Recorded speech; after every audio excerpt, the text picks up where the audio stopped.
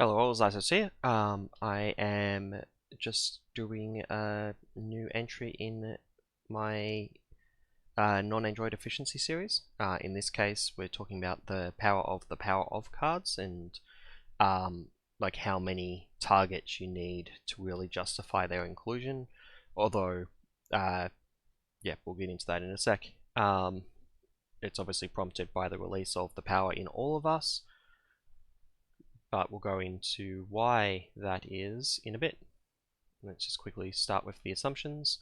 Um, Speaking of the power in all of us, I'm just considering it a power of basic. That would be a terrible name, which is likely why it's called the power in all of us. The effects are the same, the use cases are the same. There's still a single resource icon. It's still wild. It's still max per 2 per deck. It might as well be just the 5th power of card. I'm assuming that the value of the cards played is equal. That may not be the case in general, particularly if you start going into basic events. A lot of those basic events are overcosted. Like, consider for a moment Haymaker. Haymaker is not a good cost to damage ratio, but I'm not going to be considering that in my analysis here. It's purely like I'm going to assume that these are the cards I wanted anyway, and it's just a matter of I need you're trying to work out if you want to put, say, the power of in or not.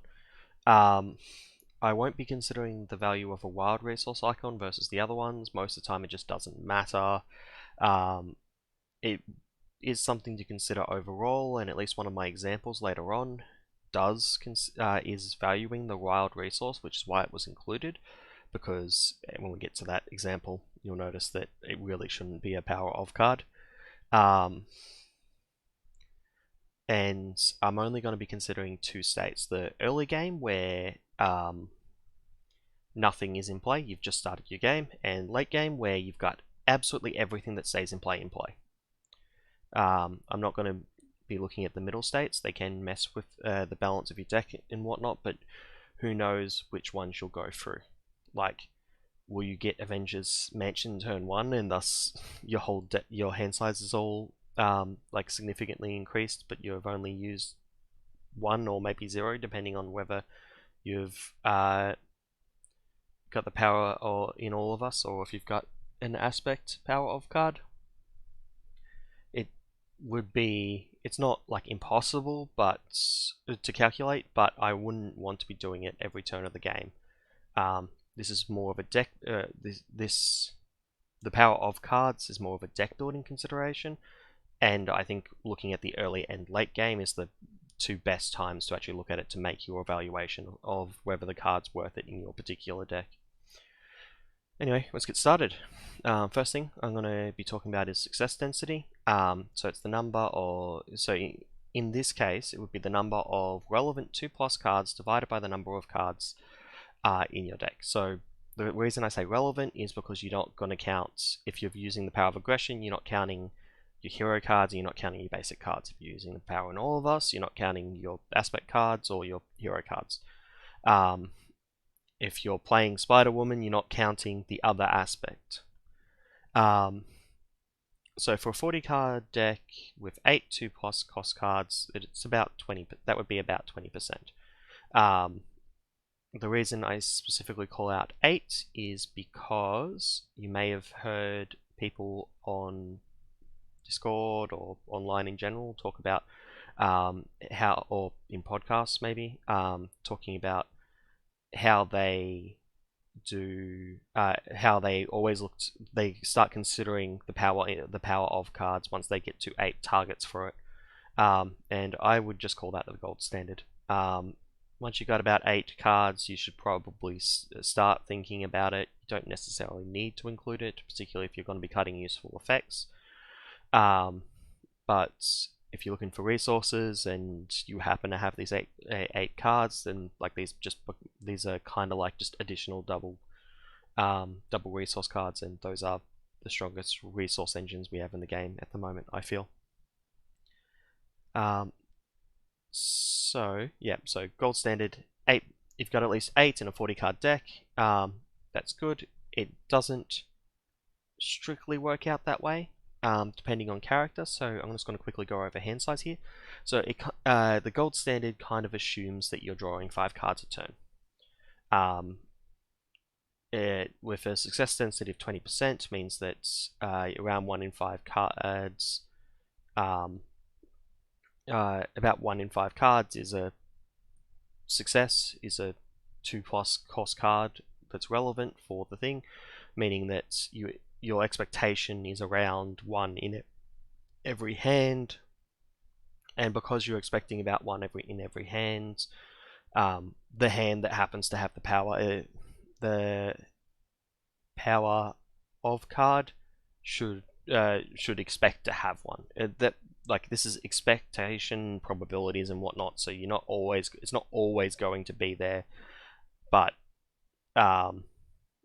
once you get to about this ratio, you're because it's expected to have at least 1 there, you're gonna see it as often as you don't. And if you get the expectation a little bit higher, you actually start you would then start having it more often than not. But regardless, like this is the point where you expect it. Anything below this, you expect this card to be a dead card, and I don't really you expect the card to be a dead card. You would expect it to miss more often than it hits, and I don't really want to include a card that only gives resources, that only that works less often than it doesn't work. So I would normally aim for at least an expectation of 1. Anything higher is better, but it's hard to do, just in general. But something that's important to note, and the reason we're talking about hand size, is let's consider a character with 4 hand size in hero form. They're not drawing 5 cards. They're only drawing 4. So all of a sudden, if you had 8 in the 2+ cards, you would only be expecting to draw about 0.8 of them in the 4 cards, which isn't enough to expect to have 1 every time you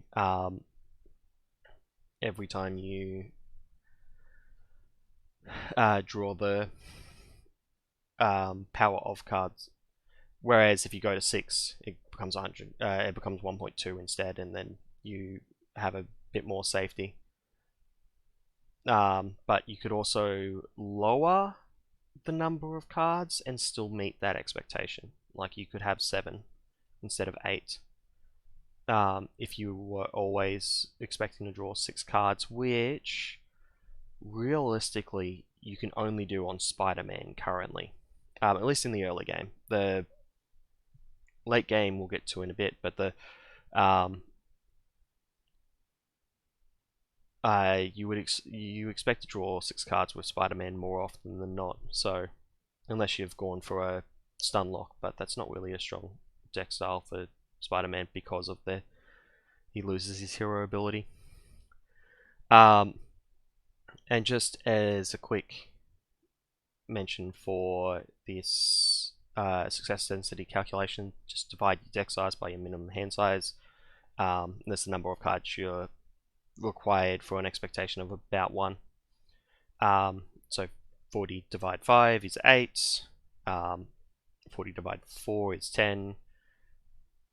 So for hand size, you want to have at least 10 to be the equivalent of this 8 in a normal deck.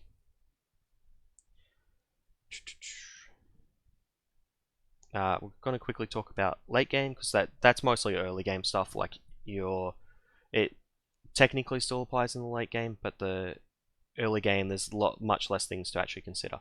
In the late game, you've got all your permanents in play. So any allies that stay in play for all time, any supports that stay in play at all times, any upgrades that stay in play at all times, and I don't think there's any other card type that has any examples of cards that stay in play forever currently.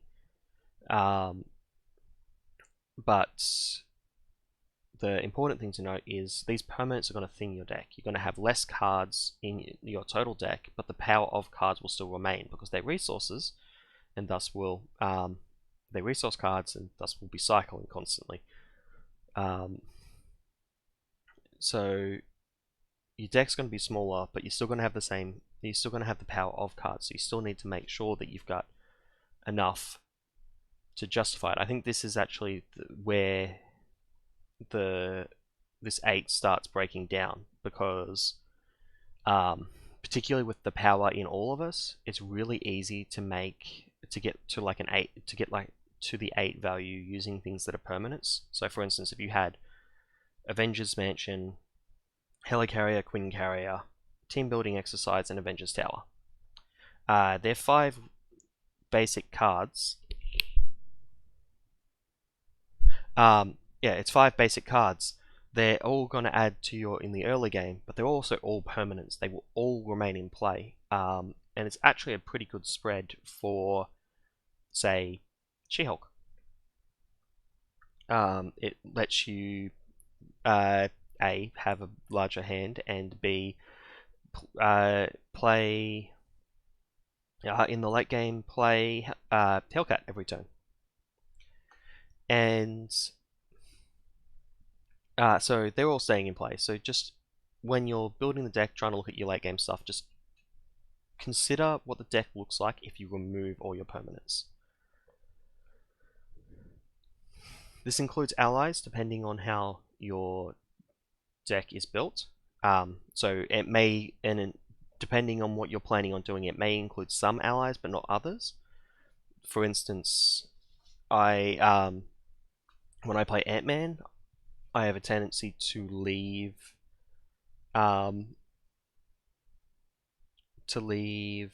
Wasp in play. But if I play Wasp, I don't typically leave Ant-Man in play, or it would say I'm playing Black Panther. I'm not going to leave Shuri in play. She's not actually that useful in play. She's best cycling constantly.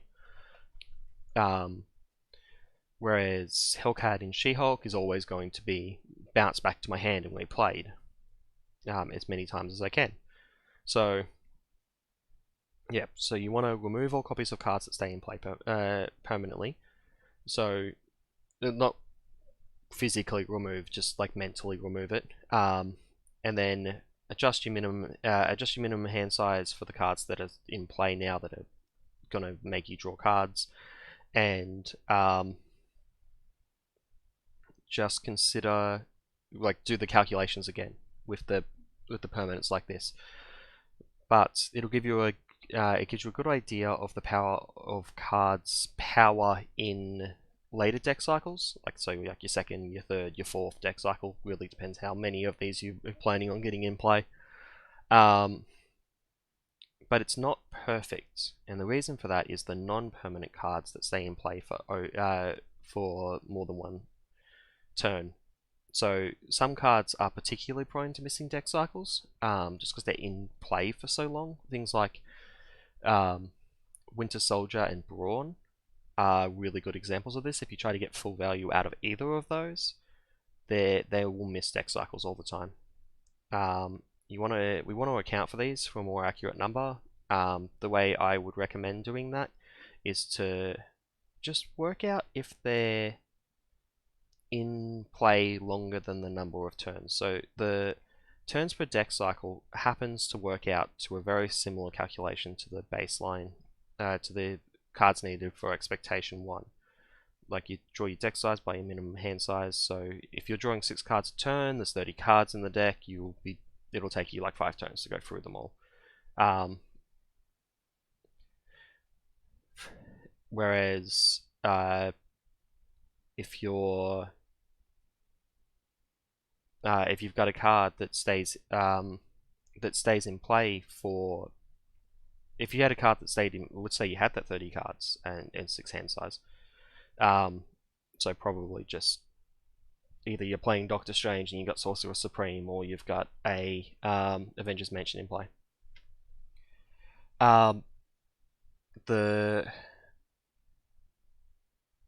if you had something that took 6 turns to cycle, like so, let's assume that you have team training and brawn. I don't think that's actually 6 turns. That's not enough. He doesn't have enough HP.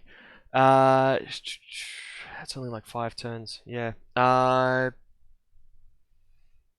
don't think there's any examples that have 6. But let's go for a different example of Iron Man with 21 cards in his deck.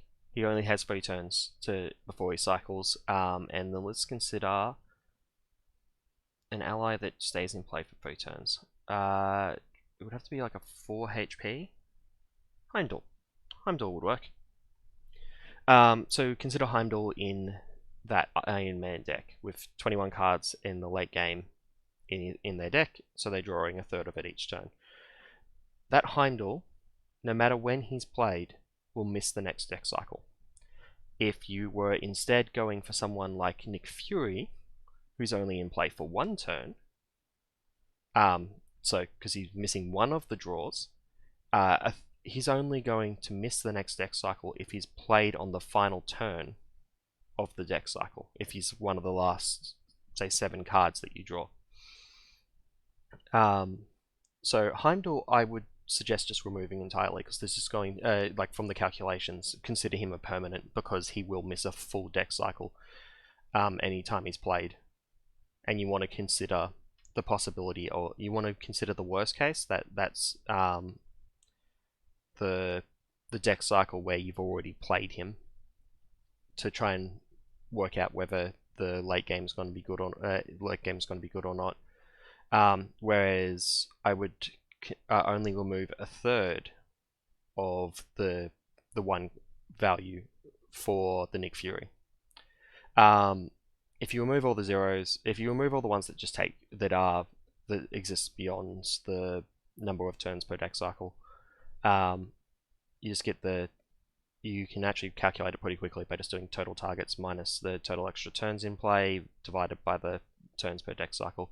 So, for instance, let's say I had let's say I was playing the power in all of us. I only had two targets in the late game. It was Nick Fury and Mockingbird. So that's 2 total targets. The total extra turns in play is 1 for Nick Fury and 2 for Mockingbird, so 3. And then I just divide that by however many turns per deck cycle. So let's say, back to that Iron Man example, he has a turns per deck cycle of 3, so he would remove 1, and instead of 2 total targets, because the 2 targets that I have stay in play and often will miss deck cycles, I actually consider it to only have 1 total target. It just gives you a better view of what's happening, because particularly if you're using only allies to trigger your power of card, they will miss deck cycles. It's just going to happen. Probably, like, you're going to have some of them missing, like you're not going to have like 1 character missing like every deck cycle, but you will, generally speaking, have a character missing a deck cycle. Just say every turn. Like sometimes neither of them miss it. Sometimes it'll be both. Sometimes and just it'll average out to about what we're calculating here. So let's just go into some examples here, so you can see how you can actually apply this. So this is the Wasp deck that I played on Thursday on my stream. So to start with, we've got a 40 card deck with 5 hand size. I looked at the Justice and the basic cards here because that's something you should be doing at the moment, because you can possibly swap. So the Justice cards, early game would be trash if I put in the Power of Justice. At least the Power of card would be trash in the early game. There's just not enough. Like half the time it just wouldn't be. Half the time it wouldn't be doing anything. Oh well, it's more than half the time. Because this is only going for an expectation of 1, which means that, like, and this is so far below that, you would be missing so often with this one. If you went for the power of justice, but if you go for the power in all of this, there's 9 targets here, 120% of the baseline. You actually expect more. You expect to draw something to play, and it's not like the worst card that I probably put in here is Enhanced Awareness, but even Enhanced Awareness hits a decent baseline. It's still worth playing. It's not like Haymaker, where I just wouldn't want to play it, and none of these cards are actually situational. They can all be played at any point in time, so I don't have to worry about that either. So it's a pretty good baseline, like Power on All of Us. It's the reason the Power on All of Us is there is because of this. But I also considered the late game here, because if this was all of it, and if I went to the late game and this went completely trash, it probably wouldn't be worth it still. But let's have a look. That's supposed to say late. This is the late game. So you see I've crossed out anything that's permanent. So Mansion, Downtime, Queen Carrier, the 3 cards from Wasp set, and Skilled Investigator and Under Surveillance. Under Surveillance isn't really permanent, like it can technically be discarded, but it's effectively permanent. So there's now only 32 cards. That's good. There's 8 less cards in the deck because I've put them into play. That's going to stay around forever. And my hand size is 6, because this is a solo deck, and Avengers Mansion is going to be drawing me a card every turn, so I'm never going to actually be drawing 5. I'm always going to be drawing 6 or more. There are 3 targets in Justice, that being Quake and the 2 Stealth Strikes. And there are 7 targets left in Basic. So the deck cycle time frame is around 5.33 turns. If I adjust the 3 targets in Justice down for Quake remaining in play for a turn, it'll be about 2.81, so about 52%. So like I clearly am not going to run. That is around the wrong way. I'm going to fix these quickly. Sorry about this. That one, that should be late. That should be Justice. And that shouldn't be Justice. This should be Justice. This one should be... No, that is Justice. Basic. Awkward. Sorry about that. Yeah, so in Justice, if I was to take the power of Justice, I would have been really poor in the early game. I would have got slightly better in the late game, but it's still nowhere near the value it needs. So if the power in all of us didn't exist, this deck actually, and if it needed a wild, it would actually be better off going for Resourceful. If it didn't need a wild, it would have been better off going for a different effect. Just anything, because like this was just not going to do anything most of the time. The basic, however, it does, you'll note that there is more, like 7 targets is higher than 5.33, but they're almost all allies, which is, well, they all stay in play for some turns. So I need to take that in consideration. When I adjust for it, I get down to 4.79, which is about 89.1% of the target that I'm aiming for. It's not quite enough, but it's close enough, and particularly with the strong early game, it's probably worth it anyway, but with numbers in this range, but this is a consideration that you would be making yourself as you're building the deck. I chose to go with it because not only does this here, the early game is really strong, and that's actually when I need the most of this, because I need resources to generate. I need resources to generate resources so that I can actually do stuff. And that's the reason I went so heavy on the basic cards in the first place.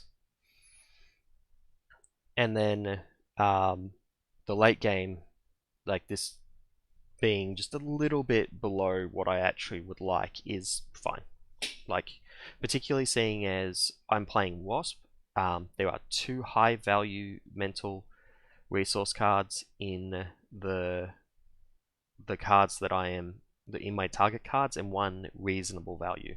The enhanced awareness being the, well, I guess there's 3 copies of it, but so a decent number of the cards can be recurred using her alter ego ability. In fact, if I was to put 2 of them back in and boost my deck up to 34 cards, it actually does meet the baseline. I'd have to do that once every deck cycle. I wouldn't be able to grab other cards, and I do really like to grab Pinpoint Strike and Genius for pretty obvious reasons. They're both very strong cards, and it's not like I don't have a lot of options for damage here, whereas I have a lot of options for clearing threats, so that's why I don't grab Giant Help. But like that's just something I'm considering. That's the like extra things I'm considering. I don't need to go into that with every character. Like that wouldn't even be a consideration with most characters. But it shows that regardless of whether it's early or late, this Wasp deck is going to have a pretty good chance of having a another card whenever I draw the power in all of us. So I'm actually going to be getting value out of it rather than it just sitting there and being a wild resource, which I could have just used Resourceful for. Yeah, anyway, that's the first example. The next example is an Ant-Man deck I played a while back. I didn't really consider the power in all of us's effect that well with this deck. Like this Wasp deck was me thinking about the actual values and trying to work out which how far I would want to push it before I actually start including power in all of us, because I cut it for most of my decks because it wasn't pulling its weight. And now I've got now I've just created a system so that I can actually work out whether it's whether it'll pull its weight or not. Anyway, the Ant-Man deck, I needed wild resources. I needed wild resources because I needed 2 of each resource in order to trigger the Risk Gauntlets? Yeah, the Risk Gauntlets. I needed 2 of each resource to trigger the Risk Gauntlets. That resource changed every turn. It was, not every turn, but 1/3 of the time it was energy, 2/3 it was physical, because I was trying to do a stun lock using just the Risk Gauntlets. So I just needed a wild resource, and without thinking about it, I just put in the Power of Aggression. Now, I do believe when I streamed this, I said that that once Wasp comes out, I would swap this from the Power of Aggression to the power in all of us. I do not think that is the right call anymore because of what we'll get into once we get to the late game stuff. But anyway, we've got a 40 card we've got a 40 card deck. We've got 5 cards. Only 6 of them. Only 6 targets in aggression. There are 7 targets in basic. Neither of these hit the right baseline. Basic is closer, but not quite there. It's yeah. I don't. And the reason I say 5 card hand, obviously Ant-Man has 4 cards in giant form. I don't go into giant form until I get the helmet set up. I typically alternate between tiny and alter ego until I can actually get set up. So Power of Aggression here, it was chosen because it's a wild resource. It may actually have been better to be replaced. In fact, it probably should be Resourceful and not Power of Aggression. Because then if I have a bad hand, I can fix the bad hand. Whereas the Power of Aggression, if I had, so let's say I had Power of Aggression and a double resource card. If it was Resourceful instead, I would have been able to play it and then have that wild resource for a future turn. If it was the Power of Aggression, it's those 2 cards are dead. Alternatively, what if I have a 3-cost card in a 2-card hand? I can't play the Power of Aggression. I can't use the Power of Aggression to play a 3-cost card. I can't. But I could have played Resourceful. So sometimes it would have been getting value because I would have been losing those resources anyway. Whereas the Power of Aggression is going to very consistently not get the value that it needs, even in the early game. It actually gets worse. Let's get to the late game. It gets worse here. I guess the aggression gets to a better spot, but the basics drop just so quickly because there's so few of them now. Yeah, so it's a 29 card deck now because I've played a bunch of these cards. 5 hand limit because Giant's always going to flip into Tiny, drawing a card. It could get more, but that's the minimum. That's the worst case. There's 6 targets in aggression, 4 targets in basic, and the deck cycles in about 5.8 turns. Just 29 divided by 5. So if we account for the basics, so the basics have 4 cards, they all stay in play for 2 turns each. Ends up taking off like 1.55 or something. And that gives us this 42% of the target that I'm aiming for, which means that even if I had have swapped to basic, it would have felt better initially, but it would have dropped off super hard as I got things built up. And that is an option, but I don't think it's quite strong enough in the early game to justify it. Justify the late game being relatively weak. Like if this number here was like 10 or 12 or something, like if I had like an absolute ludicrous number of basics initially and then it dropped off to something like this, that would be something to consider. But like here where it's bad in both, it's probably not worth it. And the aggression, which I am actually running, it's gone from like 75 to 82. Like it's going to be roughly consistent, but it's not going to be consistently good. It just won't work. You'll have a decent number of times where you just don't have another card to play. You're not expecting to have another card to play with it yet. It really should be replaced with Resourceful. I think there's enough cases for it. I would prefer to replace it with a better wild resource card, but that's the best one we have available with these decks. And because I think in this particular case I needed the wild resource. If I didn't need the wild resource, I could have replaced it with the 3rd Relentless Assault or the any other card. There's a bunch of cards in aggression that are pretty good.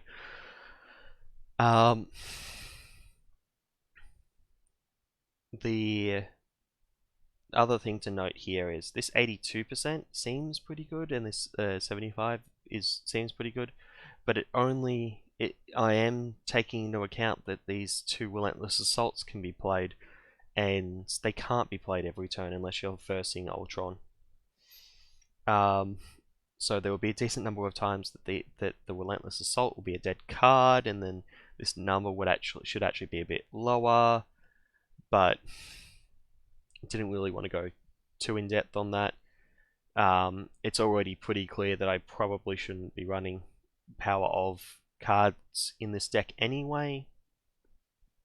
So any additional downsides to the Power of cards is just a waste of our time.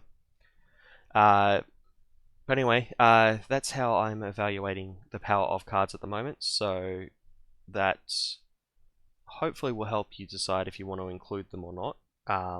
Just you have more ways, just like help with the analysis to actually determine if you want to add them or not.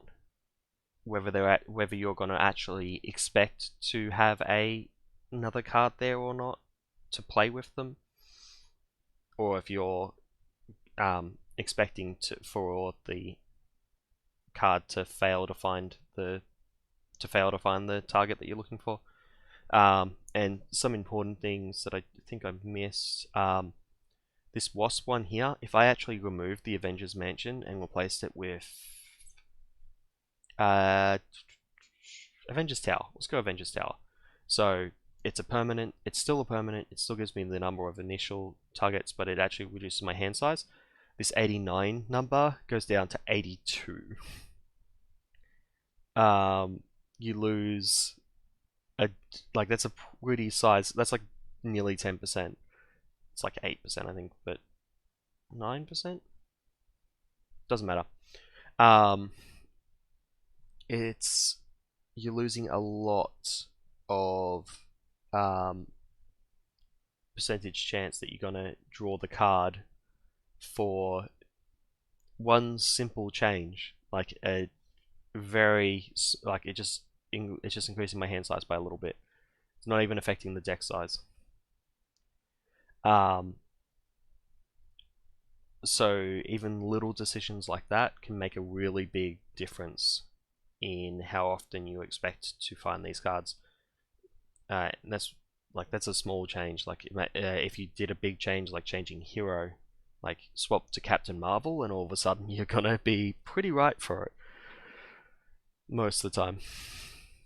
But anyway, that is it for me for today. I hope you've enjoyed. I hope this helps. And I shall see you next time.